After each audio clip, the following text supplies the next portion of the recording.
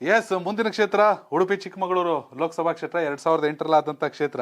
ಅದಕ್ಕೂ ಮುಂಚಿತವಾಗಿ ಉಡುಪಿ ಸಪರೇಟ್ ಇತ್ತು, ಚಿಕ್ಕಮಗಳೂರು ಸಪರೇಟ್ ಇತ್ತು. ನಂತರ ಪುನರ್ವಿಂಗಡಣೆ ಆದ್ಮೇಲೆ ಚೇಂಜ್ ಆಗಿದೆ. 2009ರಲ್ಲಿ ಸದಾನಂದ ಗೌಡ್ರು, ಆ ನಂತರದಲ್ಲಿ 14ರಲ್ಲಿ ಶೋಭಾ ಕರಂದ್ಲಾಜೆ, 19ರಲ್ಲಿ ಶೋಭಾ ಕರಂದ್ಲಾಜೆ, ಅಂದ್ರೆ 3 ಬಾರಿ ಎಲೆಕ್ಷನ್ ಆಗಿದೆ. ಒಂದು ಬೈ ಎಲೆಕ್ಷನ್ ಸೇರಿ 4 ಬಾರಿ, 3 ಸಲ ಬಿಜೆಪಿ, 1 ಸಲ ಕಾಂಗ್ರೆಸ್. ಜಯಪ್ರಕಾಶ್ ಹೆಗಡೆ ಅದ್ರಲ್ಲಿ ಗೆದ್ದಿರೋದು. ಸದಾನಂದ ಗೌಡ್ರು 14ರಲ್ಲಿ ಬೆಂಗಳೂರು ನಾರ್ತ್ ಬರ್ತಾರೆ ನಮ್ಗೆ ಅಂತ, 19 ಅವರಲ್ಲಿ ಗೆಲ್ತಾರೆ. ಅವ್ರು ಇಲ್ಲಿಗೆ ಬಂದಾಗ ಶೋಭಾ ಕರಂದ್ಲಾಜೆ ಅವ್ರಿಗೆ 14ರಿಂದ ಅವಕಾಶ ಆಗುತ್ತೆ. ಯಾಕಂದ್ರೆ ಅವ್ರು ಕೆಜೆಪಿಗೆ ಹೋಗಿರ್ತಾರಲ್ಲ ಯಡಿಯೂರಪ್ಪ ಅವ್ರ ಜೊತೆ.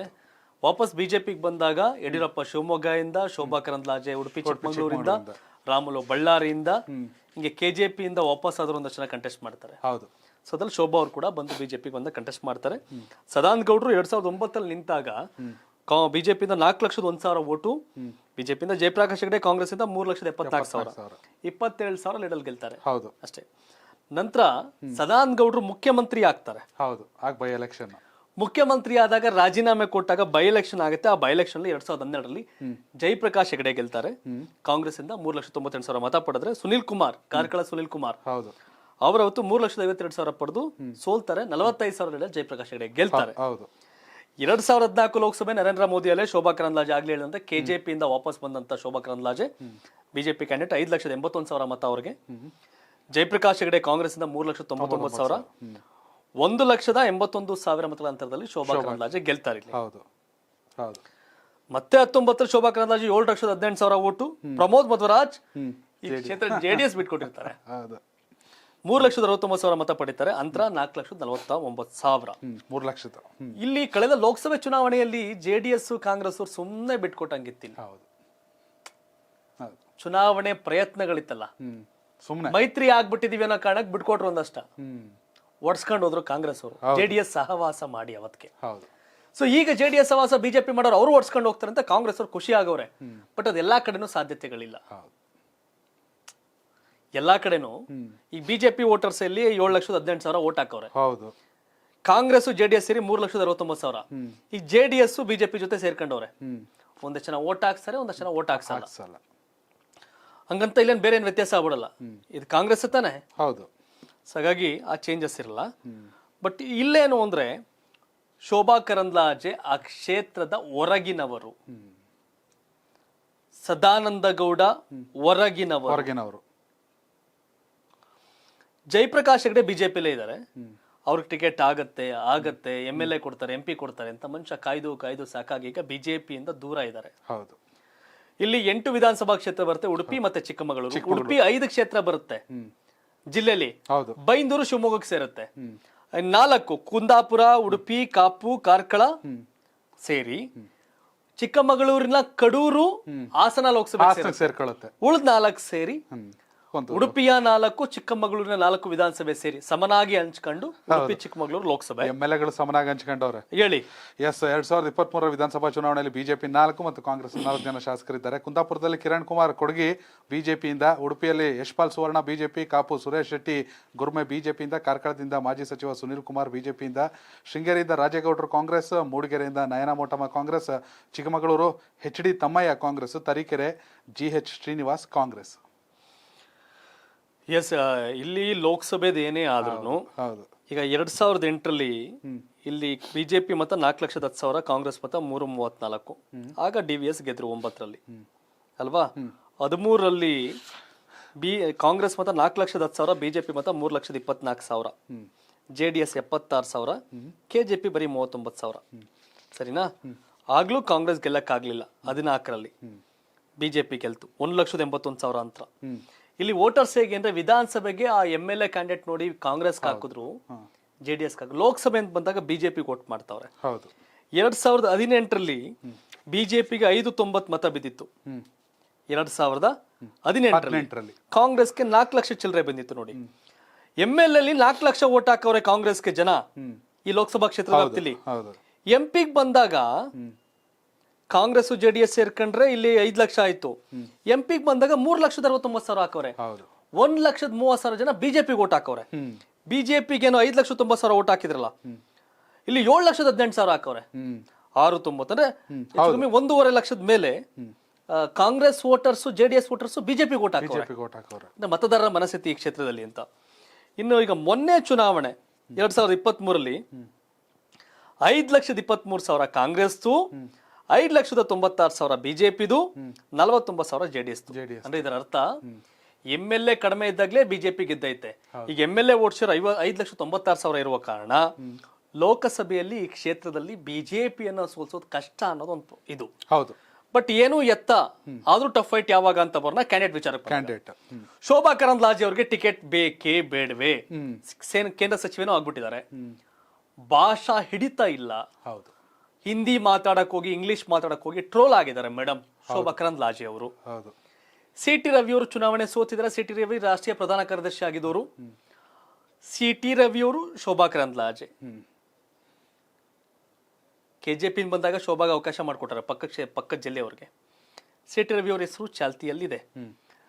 ಜಯಪ್ರಕಾಶ್ ಹೆಗಡೆ ಪ್ರಬಲ ಆಕಾಂಕ್ಷಿ, ಪ್ರಬಲ ನಾಯಕರು. ಈಗ ಅವರು ಬಿಜೆಪಿಲಿ ಇನ್ಆಕ್ಟಿವ್. ಕಾಂಗ್ರೆಸ್ ವಿಚಾರ ಬಂದಾಗ ವಿನಯ್ ಕುಮಾರ್ ಸೊರಕೆ, ಜಯಪ್ರಕಾಶ್ ಹೆಗಡೆ, ಸುಧೀರ್ ಕುಮಾರ್ ಹೆಸರಿದೆ. ಈಗ ಜಯಪ್ರಕಾಶ್ ಹೆಗಡೆ ಹೆಸರು ಕಾಂಗ್ರೆಸ್ ಅಲ್ಲಿ ಕೇಳಿ ಬರ್ತಿದೆ. ಬಿಜೆಪಿಲಿ ಶೋಭಾ ಕರಂದ್ಲಾಜೆ, CT ರವಿ, ಪ್ರಮೋದ್ ಮಧ್ವರಾಜ್, ಹಾಗೆ ರಘುಪತಿ ಭಟ್. ಶೋಭಾ ಕರಂದ್ಲಾಜೆ ಅವರ ಸರ್ವಿಸ್ ಸಾಕು ಅನ್ಸಿದ್ರೆ ನಿಲ್ಸಬಹುದೇನು? ನಿರ್ಮಲಾ ಸೀತಾರಾಮನ್ಗಿಂತ ಸೀನಿಯರ್ ಪೊಲಿಟಿಷಿಯನ್ ಶೋಭಾ ಕರಂದ್ಲಾಜೆ. ನಿರ್ಮಲಾ ಸೀತಾರಾಮನ್ ನಿರರ್ಗಳವಾಗಿ ಇಂಗ್ಲಿಷ್ ಮಾತಾಡ್ತಾರೆ, ಹಿಂದಿ ಮಾತಾಡ್ತಾರೆ, ತಮಿಳ್ ಮಾತಾಡ್ತಾರೆ, ಭಾಷಾ ಪಾಂಡಿತ್ಯ ಇದೆ, ಎಜುಕೇಟೆಡ್, ಫಿನಾನ್ಸ್ ಮಿನಿಸ್ಟರ್ ಆದ್ರು.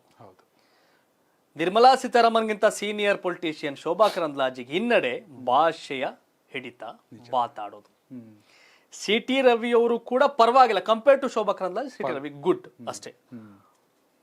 ಪಾಂಡಿತ್ಯ ಇದೆ ನಾನು ಹೇಳ್ತಿಲ್ಲ, ಭಾಷೆ ಹಿಡಿತದಲ್ಲಿ, ಮಾತುಗಾರಿಕೆ ಅಂದ್ರೆ ಮಾತಾಡ್ತಾರೆ ಕನ್ನಡನ ಅದಲ್ಲಿ.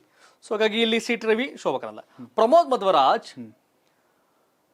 ಯಾವುದೇ 5 ಕೋಟಿ 10 ಕೋಟಿ ಕಾರ್ ಬಂದ್ರು ಫಸ್ಟ್ ಇಳಿಸ್ತಾರ ಅವರು. ದುಬಾರಿ ಕಾರು ಬರೀ ಬೆಂಗಳೂರಲ್ಲೇ ಕಾಣಲ್ಲ ನಿಮ್ಗೆ, ಅದು ಉಡುಪಿಲಿ ಕಾಣುತ್ತೆ. ಬಿಕಾಸ್ ಆಫ್ ಪ್ರಮೋದ್ ಮಧ್ವರಾಜ್ ಉದ್ಯಮಿ, ಬಿಜೆಪಿಯಿಂದ ಬಿಜೆಪಿ ಒಡನಾಟ ಇರೋರು, ಬಿಜೆಪಿಲಿ ಇರೋರು. ಅವ್ರ ತಾಯಿ ಬಿಜೆಪಿಯಿಂದ MP ಆಗಿ ಕ್ರಾಸ್ ವೋಟಿಂಗ್ ಮಾಡಿದಾಗ ಒಂದ್ಸರಿ ಅವ್ರದ್ದೊಂದು ಸ್ವಲ್ಪ ಇದಾಗಿತ್ತು ಪ್ರಾಬ್ಲಮ್.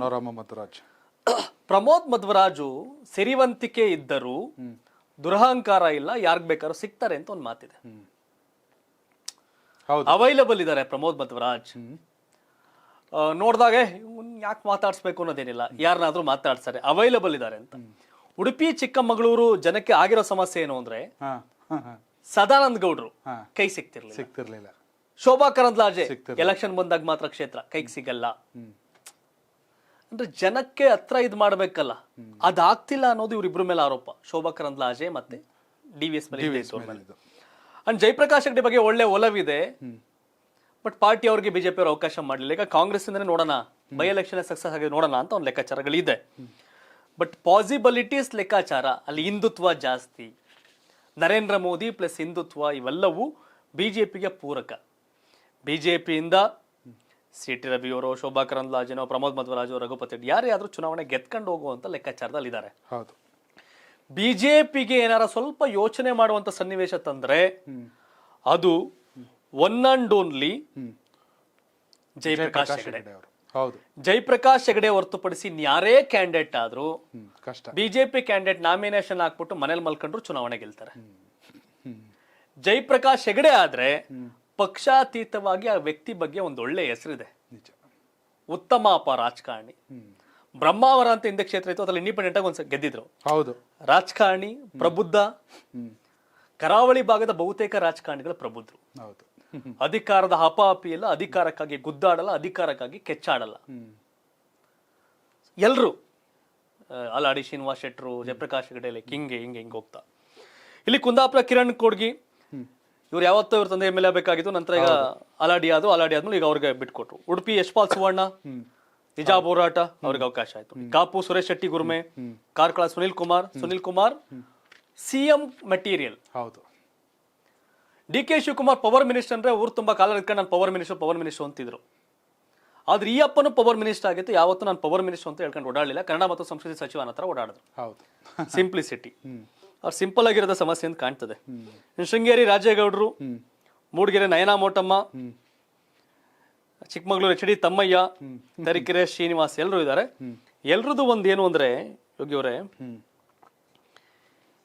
2019ರಲ್ಲಿ ಕುಂದಾಪುರ ಬಿಜೆಪಿಗೆ lead, Udupi lead, Kapu lead, Karkala lead, Sringeri lead, Mudigere lead, Chikkamagaluru lead, Tarikere lead, 8 ಕ್ಷೇತ್ರದಲ್ಲಿ ಬಿಜೆಪಿಗೆ ಲೀಡು. ಹೌದು. 2019.